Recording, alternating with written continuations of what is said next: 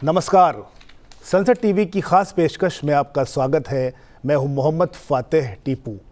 स्वच्छता कहने को महज एक शब्द है, लेकिन इसके बड़े गहरे मायने हैं। ये न सिर्फ हमारे जीवन के लिए ज़रूरी है, बल्कि इसको ज़रूरत भी कहा जाता है। इसके ठोस कारण भी हैं।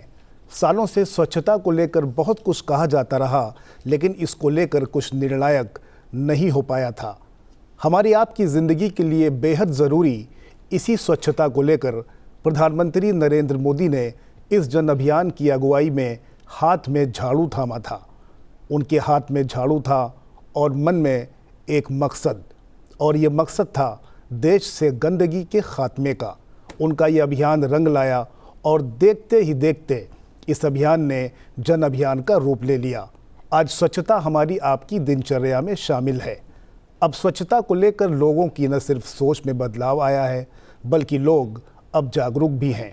पहले अक्सर कहा जाता था कि योजनाओं को बनाने और लागू करने का काम सरकारों का है, लेकिन जहां तक स्वच्छ अभियान की बात करें तो इसमें लोगों ने अपनी जिम्मेदारी का बखूबी एहसास किया और बढ़ चढ़कर हिस्सा भी लिया। इसके नतीजे भी सामने आ रहे हैं। स्वच्छता ही सेवा के इसी मूल मंत्र के साथ विशेष अभियान 1, 2 और 3 की शुरुआत की गई। आज हम इस एपिसोड के माध्यम से बात करेंगे विशेष अभियान 4.0 की। इस विषय पर बात करने के लिए हमारे सारे स्टूडियो में 3 खास मेहमान जुड़ रहे हैं।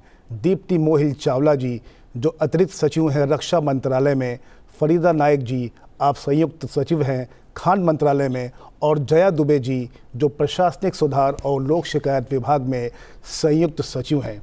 आप तीनों मेहमानों का बहुत बहुत स्वागत स्टूडियो में। नमस्कार। चर्चा की शुरुआत के पहले आइए देखते हैं एक खास रिपोर्ट।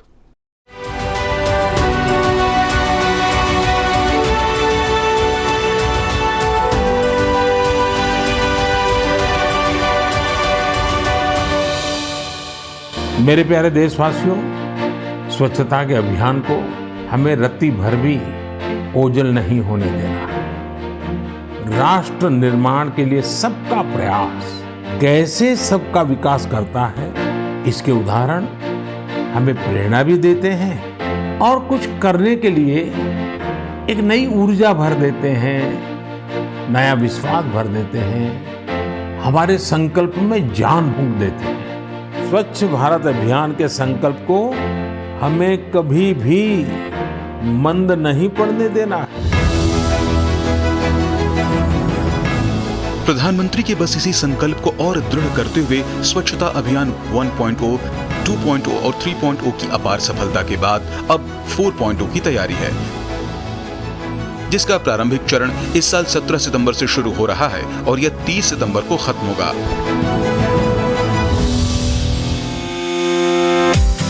इसके लिए सभी मंत्रालयों और विभागों में नोडल अधिकारी बनाए गए हैं और अभियान की सफलता सुनिश्चित करने के लक्ष्य से जुड़े विस्तृत दिशा निर्देश जारी किए जा चुके हैं।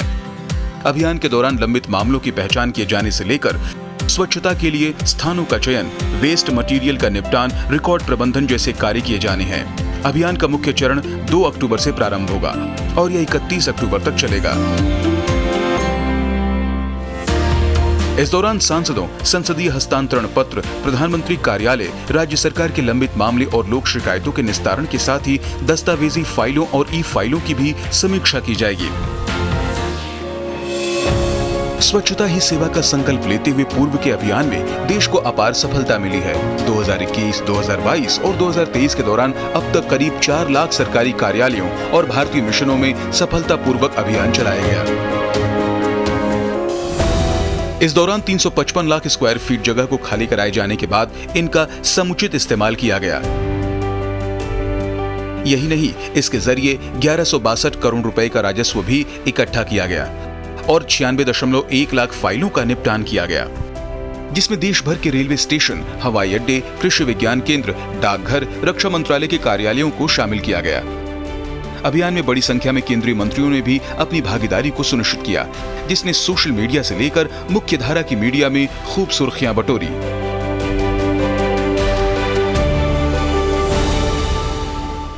The campaign has fostered best practices and innovations in workplace management and streamlined the processes across departments.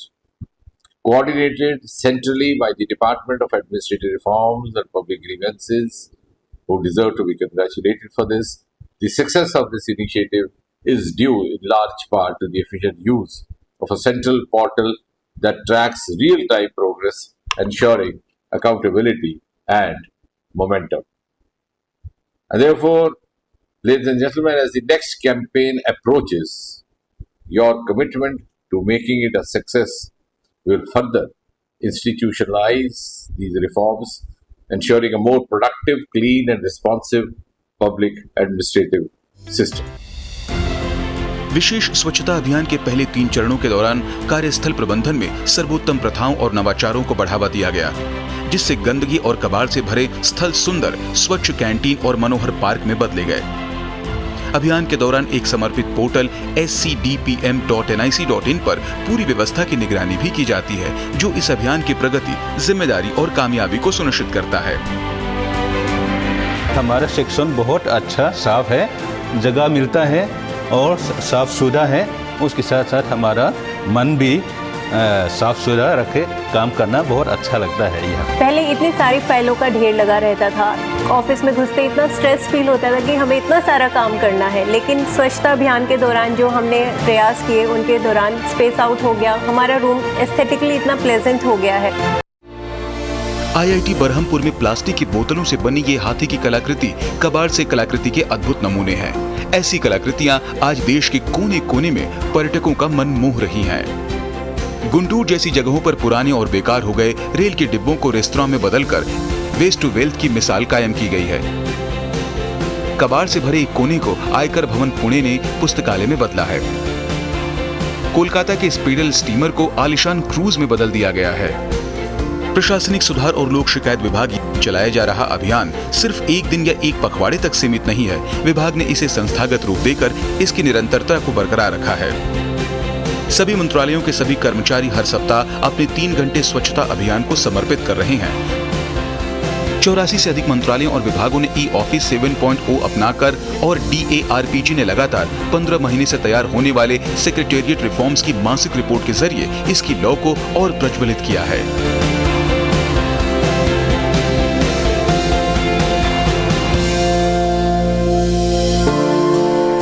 तो आपने देखा कि विशेष अभियान किस तरह से पूरी तेज़ गति के साथ देश की चारों दिशाओं में आगे बढ़ रहा है।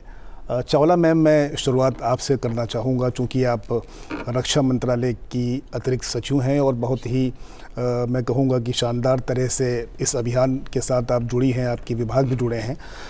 अगर मैं ख़ास तौर पर आपके विभाग की बात करना चाहूँ तो कैसे आपने इस पूरे अभियान को आगे बढ़ाया और जो दूसरे विभाग रहे आपके मातहत जो खास कराते हैं, उनको किस तरह से आपने जिम्मेदारी विशेष अभियान की सौंपी?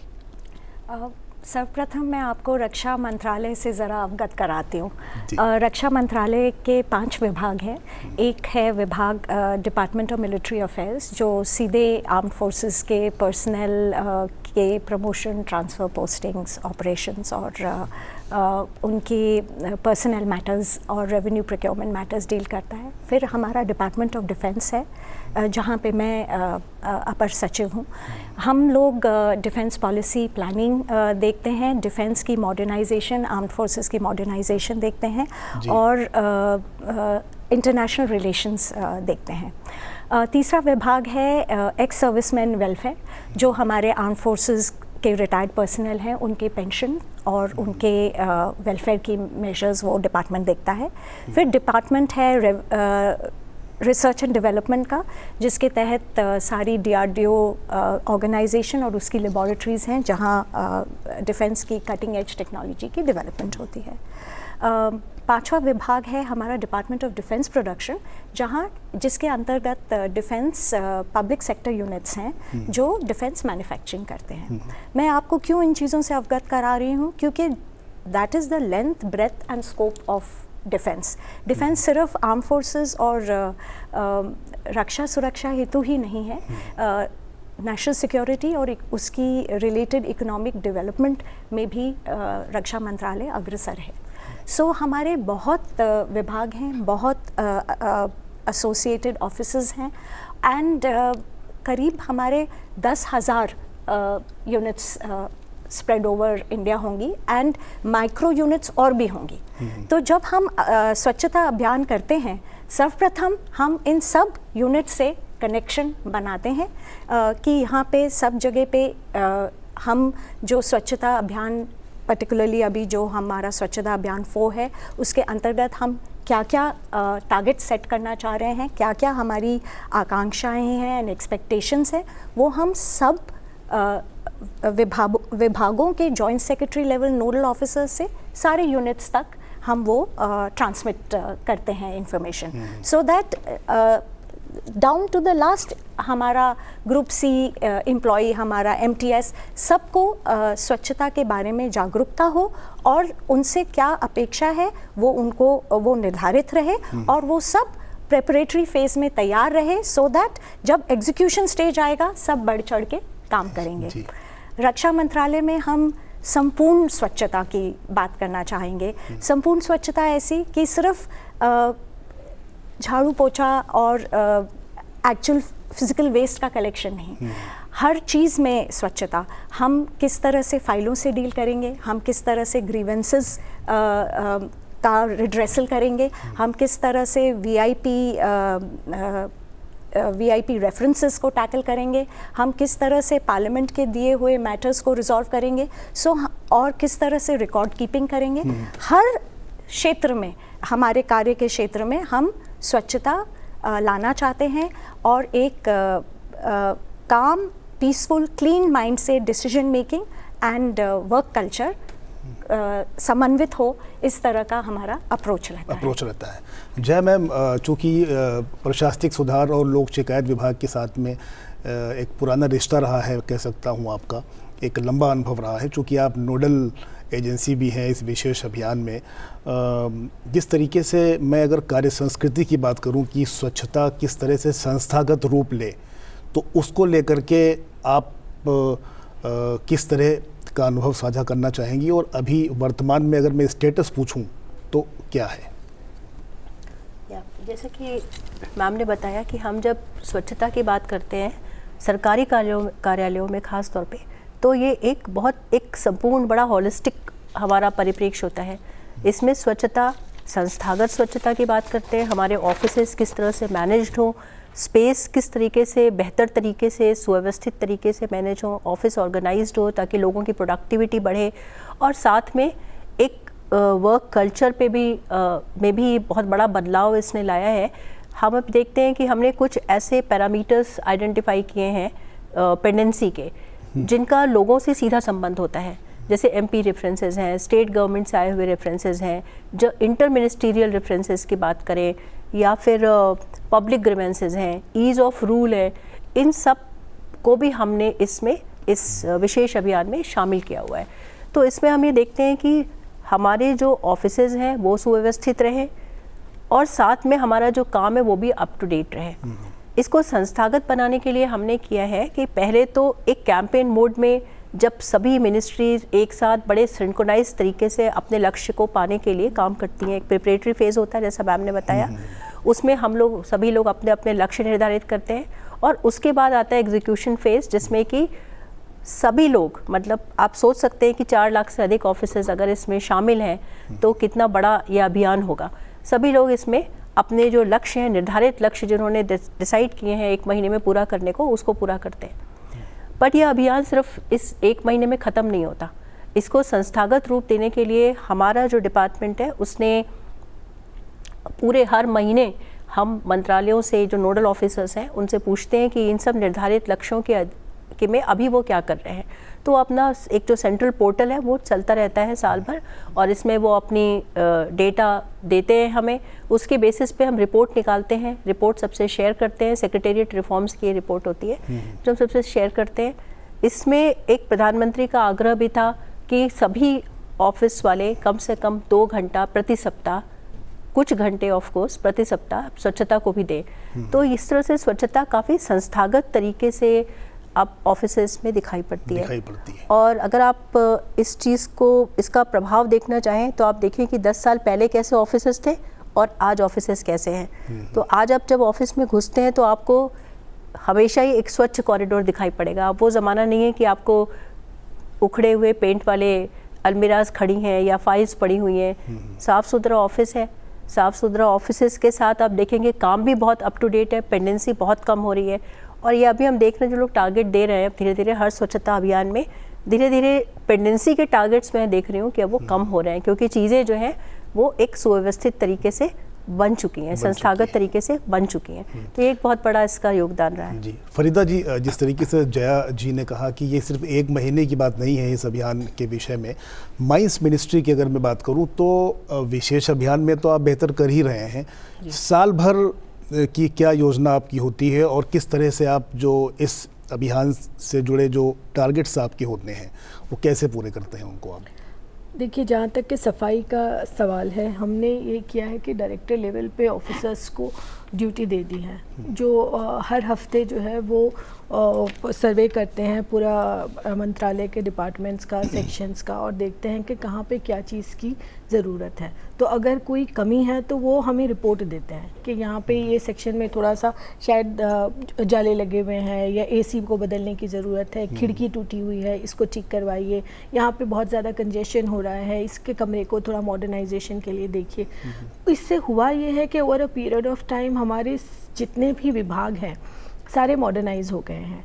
फिर हमारा जैसे मैं कहूँगी कि I fully agree with Jaya ji के ये सिर्फ ये एक महीने की बात नहीं होती है, क्योंकि ये जो इनकी जो रिपोर्ट निकलती है ना, जो मंथली रिपोर्ट्स इनकी निकलती हैं, उसमें हर डिपार्टमेंट, क्योंकि मुझे लगता है कि इसने ना हमारी मानसिकता को सही से अफेक्ट किया है, तो अब हम उस हिसाब से सोचते हैं। हमें लगता है कि नहीं, जो मानसिक रिपोर्ट इनकी निकलेंगी उसमें हमारा कुछ ना कुछ तो आना चाहिए, कहीं पे हम बेहतर करें, कहीं पे कुछ। तो ये एक कम्पिटिटिव फीलिंग्स जो मंत्रालय में अच्छा करने की जो होड़ है, ये उसका श्रेय मैं DRPG को देती हूँ, क्योंकि ये सिर्फ एक महीने में सतर्क नहीं रहते हैं, ये पूरा महीना चलता है। जैसे पिछले 9 महीने में अगर मैं अपने मंत्रालय में ही देखती हूँ तो हमने बहुत सारे इनिशिएटिव्स ऑफिस स्पेस एनहांसमेंट को लेके हुए हैं, जो मैंने DRPG से शेयर भी किया है, and we are doing a constant tweets also on that. हमने एक बुक कैफ़े बनाया है, हमने कैंटीन का रिनोवेशन किया है, गैरेजेस जो बेकार पड़े रहते थे उनमें एक को पूरा मॉडर्न करके उसमें एक सेक्शन बना लिया है, बिकॉज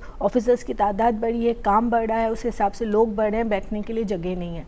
तो कोई भी स्पेस जो ऐसी बेकार पड़ी थी हम अफोर्ड नहीं कर सकते हैं, तो हमने उनको किया है। एक बहुत अच्छी DMF गैलरी हमने बनाई है, जो self help groups mining CSR initiative से और DMF के अंदर जो सेल्फ हेल्प ग्रुप बने हुए हैं, वो डिफरेंट स्टेट्स से आके वहाँ पे अपना प्रोडक्ट्स डिस्प्ले कर रहे हैं। तो ये एक मैं बहुत अच्छी मानती हूँ कि ये एक बहुत अच्छी चीज़ माइंड्स ने की है।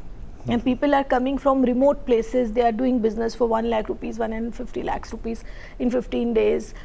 डेली बिजनेस उनका 5 से 10 हज़ार रुपया हो रहा है, और जो खुशी उनके चेहरे पे नज़र आती है वो मैं समझती हूँ कि एक बहुत बड़ी उपलब्धि माइंड्स की रही है। दीप्ति जी, चूँकि देखने में आया है कि आपका मंत्रालय एक टॉप परफॉर्मर मिनिस्ट्री रही है, डिफेंस मिनिस्ट्री की अगर मैं बात करूं, तो किसी ख़ास अचीवमेंट का अगर आप जिक्र करना चाहें कि क्या कुछ ख़ास उपलब्धि रही है आपकी इस सिलसिले में? तो हमारे कुछ बड़े इंटरेस्टिंग कार्य हुए थे स्वच्छता अभियान 3 में, और जो हम स्वच्छता अभियान 4 में भी कैरी कर रहे हैं। उनको मैं 3 क्षेत्रों में डिवाइड करती हूँ। एक तो रहा स्वच्छता जन भागीदारी की तरह से, तो अवेयरनेस कैंपेन्स जो हमारे रक्षा मंत्रालय के तहत NCC आता है, सैनिक स्कूल आता है, तो हमारे स्कूल के बच्चों ने बढ़ चढ़ के जागरूकता फैलाने के लिए हर जिस क्षेत्र में वो रह रहे हैं वहाँ पे कैंपेन्स किए हैं, नुक्कड़ नाटक किए हैं, सो दैट स्वच्छता they are able to take it down to the common citizen. उस तरह के बहुत जन भागीदारी में हम आगे बढ़कर आए हैं। दूसरी चीज़ हुई है यूटिलाइजेशन ऑफ द वेस्ट। सो हमारे कैंटोनमेंट्स में दे आर म्यूनिसिपल एरियाज़ जो डिफेंस के साथ लगे हुए होते हैं, उसमें 2 बड़े अच्छे इनिशिएटिव हुए। एक हुआ प्लास्टिक बैंक, कि लोग घर के plastic waste bottles, polythene bags जाके एक सेंट्रली एक जगह पे डंप करते हैं और उसके लिए एक नॉमिनल रेट उनको मिलता है। वो प्लास्टिक इकट्ठा होके हम लोगों ने एक ऐसी कंपनीज को दिया है जो उससे स्लैब्स, ब्रिक्स एक्सेट्रा बना सकते हैं, जिसको इन टर्न हमने ब्यूटिफिकेशन के लिए यूज़ किया, लाइक स्ट्रीट वॉक्स पे वो टाइल्स प्लास्टिक से बनी हुई टाइलें यूज़ करके। सो एक रिसाइकलिंग भी हो गई, यूटिलाइजेशन ऑफ वेस्ट भी हो गया और क्लीनलीनेस भी हो गई। दूसरा इनिशिएटिव जो लिया है वो हमने ई वेस्ट का लिया है, क्योंकि आजकल कंप्यूटर्स, लैपटॉप्स बड़े कंज्यूमेबल्स की तरह हो गए हैं, मोबाइल्स, घर के इलेक्ट्रॉनिक प्रोडक्ट्स, बट उनका वेस्ट जो डिस्पोजल है वो अगर प्रॉपर्ली नहीं हो तो बड़ा हानिकारक रहता है। तो हमने सेंट्रल ई वेस्ट बैंक्स क्रिएट किए हैं। अगेन नॉमिनल रिटर्न हम देते हैं लोगों को और फिर उनको as per the health and hygienic guidelines उनका हम सेंट्रलाइज डिस्पोजल कराते हैं।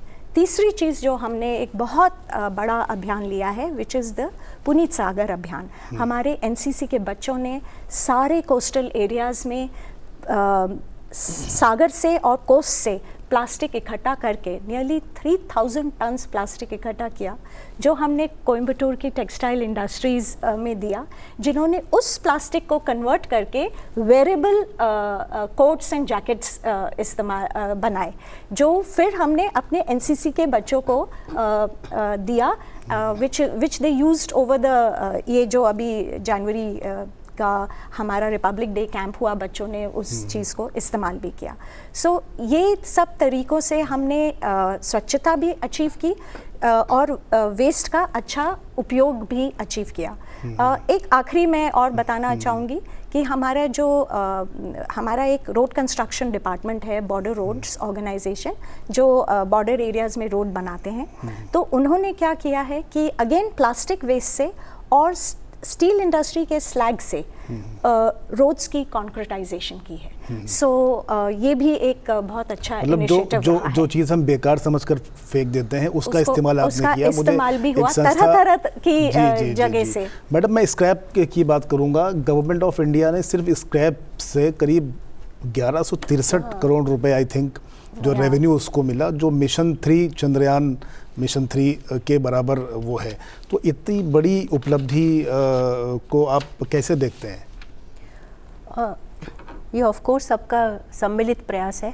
तो इसके लिए तो मैं सभी मंत्रालयों को और सभी नोडल ऑफिसर्स को जो इसके लिए इतनी मेहनत करते हैं उन सबको मैं धन्यवाद देना चाहूँगी। ये सच में कभी सोचा नहीं जा सकता था कि एक साथ जब सब लोग मिलके काम करते हैं ना तो क्या रिजल्ट सामने आता है। ये इसी का एक परिणाम है।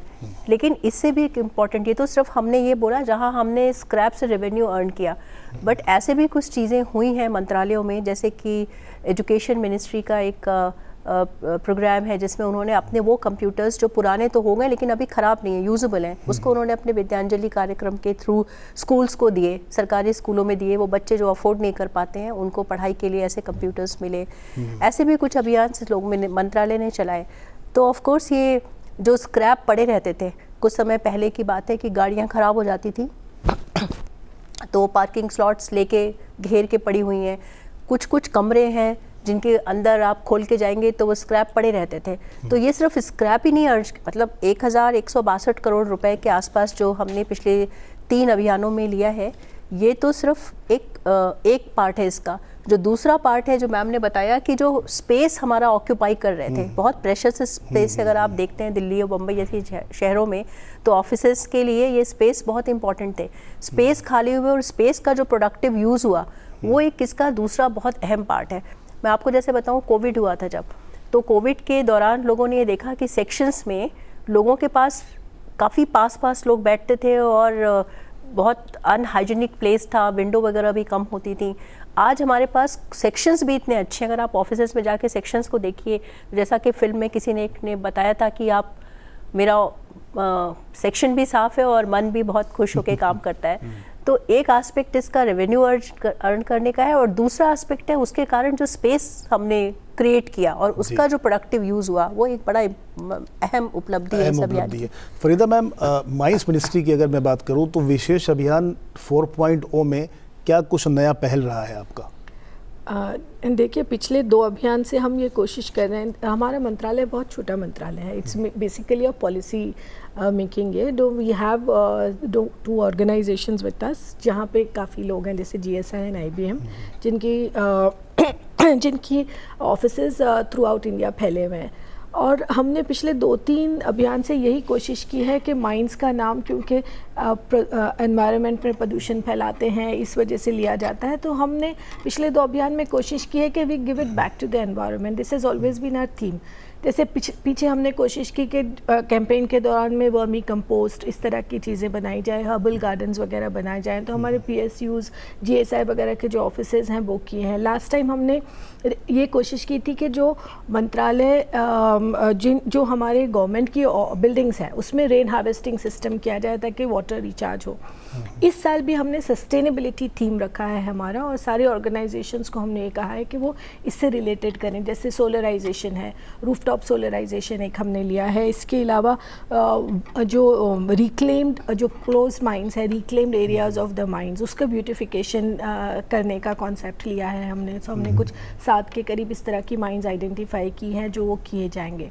प्लस जियो हेरिटेज साइट्स हमारी हैं, बहुत सारी 90 के करीब साइट्स हैं, वो हमने लिया हुआ है, और वहाँ पर हम ये सस्टेनेबिलिटी की ये करेंगे, स्कीम चलाने का हमारा इरादा है, ताकि लोग कैसे टूरिस्ट साइट को मेंटेन करना चाहिए, कैसे वहाँ पे स्पेशल ये सफाई को मेंटेन रखना चाहिए, ये बताने की। मैडम, चूँकि आखिरी सवाल आपसे है कि डिफेंस मिनिस्ट्री ने क्या, चूँकि ये शुरुआती दौर है विशेष अभियान 4.0 का, कोई SOP भी जारी की है क्या आपने? यस, SOP इस तरह से जारी की गई है कि हमने जो DAPRG ने हमें एक फॉर्मेट दिया है कि किस किस क्षेत्र में कार्य करना है, और वो किस किस अपने पोर्टल पे क्या क्या टारगेट्स मॉनिटर करेंगे और उसके अचीवमेंट्स के लिए। तो हमने हर एक टारगेट में हम क्या एक्सपेक्टेशन रखते हैं अपने ऑफिसर्स से, वो उनको बताया है। हमने नोडल ऑफिसर्स को ये गाइडेंस दी है कि वो किस तरह से फील्ड से इनपुट्स लेके लगातार अपडेशन करेंगे पोर्टल्स का। एंड हमने एक और चीज़ की है कि हम सोशल मीडिया पे हमने सबको इनकरेज किया है कि आप जो भी कार्य करते हैं वो सोशल मीडिया में ट्वीट्स की तरह, थोड़े साउंड बाइट्स और वीडियो बाइट्स की तरह आप हमारे सेंट्रली हमारे मीडिया ADG को दीजिए, और बढ़ चढ़ के उसका ब्रॉडकास्ट करिए, सो दैट एक माहौल और हो जाए सब में कि स्वच्छता हम सब को करनी है, जिस जिस क्षेत्र में, पर्सनल, प्रोफेशनल, और हम सब खुल के उसमें पार्टिसिपेट करें। बहुत बहुत शुक्रिया आप तमाम तीनों मेहमानों का। चूँकि समय की बंदिश है इसलिए हमें यहाँ पर विराम लेना पड़ेगा।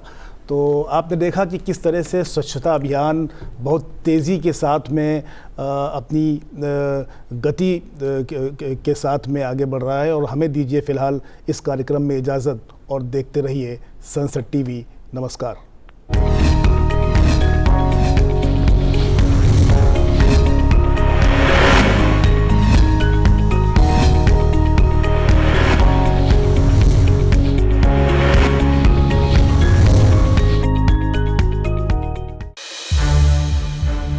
संसद TV के और भी प्रोग्राम्स देखने के लिए सब्सक्राइब करें हमारा YouTube चैनल, और हाँ, इन्हें लाइक और शेयर करना ना भूलें।